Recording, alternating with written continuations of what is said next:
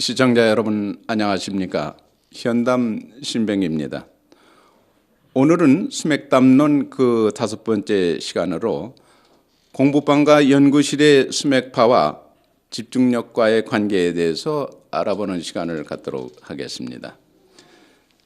먼저 공부방과 연구실의 수맥파와 집중력과는 어떤 관계가 있는가에 대해서 알아보면은 먼저 공부방이나 연구실의 수맥파가 흐르게 되면은 수맥파가 뇌파를 자극하여서 집중력을 약화시킬 뿐만 아니라 뇌파가 알파파 상태에서 집중력을 최대한 끌어올려 공부나 연구에 몰두해야 함에도 불구하고 수맥파가 신경계, 호르몬계, 면역체계에 대한 부조화를 일으켜서 뇌파를 교란시키므로 집중력이 저하될 뿐만 아니라 잡념이 생기고 눈은 책과 연구 논문을 바라볼진데 마음은 PC방이나 아니면 흥겹게 노는 그 친구들한테 이미 가 있어서 잡념이 생기고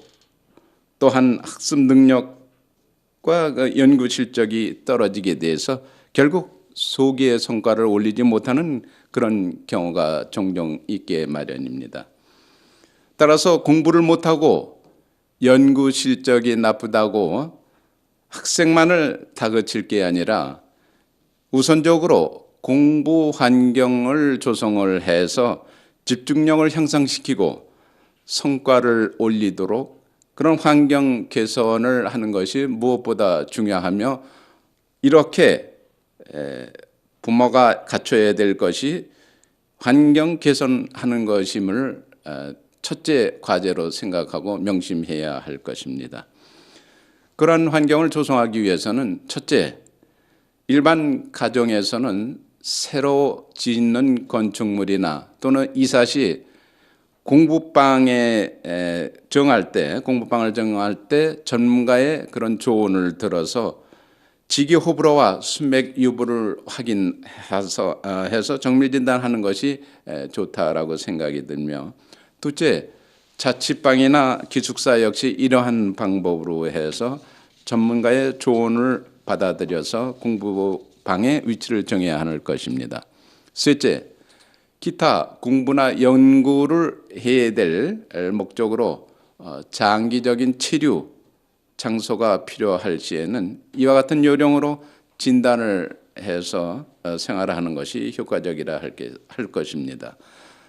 다음은 사례 측면에서 살펴보면은 첫 번째 사례로서 원룸에서 삼수를 하며 인류대학을 가기 위해서 향학력을 불태우는 지망생에 대해서 알아보기로 하겠습니다.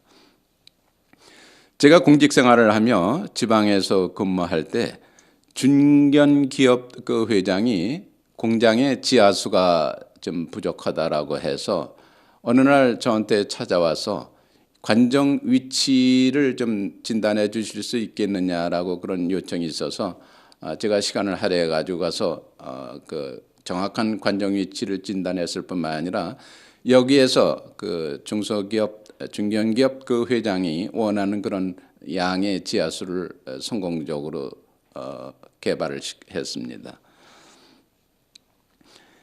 그런데 이 중견기업 회장이 이번 주말에 서울에 있는 그 원룸에서 지금 공부를 하고 있는 아들한테 가야 되는데 혹시 이번에도 서울에 올라가시지 않겠느냐, 그렇다면은 제가 미리 비행기 표를 예약을 해서 그렇게 해서 같이 가시면 좋겠는데 어떠시냐, 그래서 어차피 갈 바에 그렇게 해서 가면 좋겠다라고 해놓고 바로 그 아들이 있는 원룸 방의 그 주소를 좀 알려달라고 해서 거기를 원격 진단을 해보니 아주 음기가 강하고 그 강한 수맥파가 흐르기 때문에 여기에서는 도저히 그 공부 성과도 올리지 못할 뿐만 아니라 건강상도 문제가 있으니 빨리 올라가서 다른 데로 이렇게 방을 옮겨주는 것이 좋겠다 했더니, 그러시면은 저하고 함께 가셔서 그 역할을 좀 해 주시겠느냐고 해서 가서 거기 원룸을 한번 진단해 봤더니 원격 진단한 거와 별반 다름이 없이 아주 음기가 강하고 수맥파가 강했습니다. 그래서 즉시 공인중개사 즉 복덕방으로 가서 한번 알아보니 마침 3개의 방이 나왔다고 해서 제가 원격 진단을 다 해보니까 그중에서 둘째 방이 가장 좋았습니다. 그래서 우리 그럼 함께 그리로 갑시다 해서 갔는데 가서 그 주인을 만났더니 그렇지 않아도 엊그저께 그 한 학생이 방을 일찍 사정이 있어서 나갔다.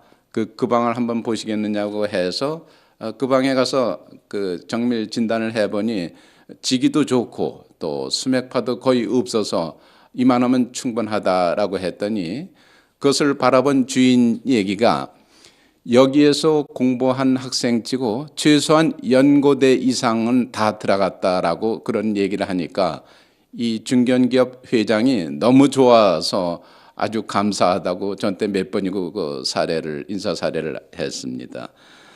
그 이후로 제가 얼마 되지 않아서 다시 서울로 발령을 받아서 서울에 올라왔는데 그 중견기업 회장 자제가 자기가 원하는 인류 대학에 그렇게 들어갔다고 그런 얘기를 들었습니다. 그래서 참으로 보람 있는 일이었다라는 그런 생각을 해봤습니다. 이어서 잠깐만 그 5번째 시간으로 광화문 앞 해태상에 대해서 그 유래를 알아보는 시간을 갖도록 하겠습니다.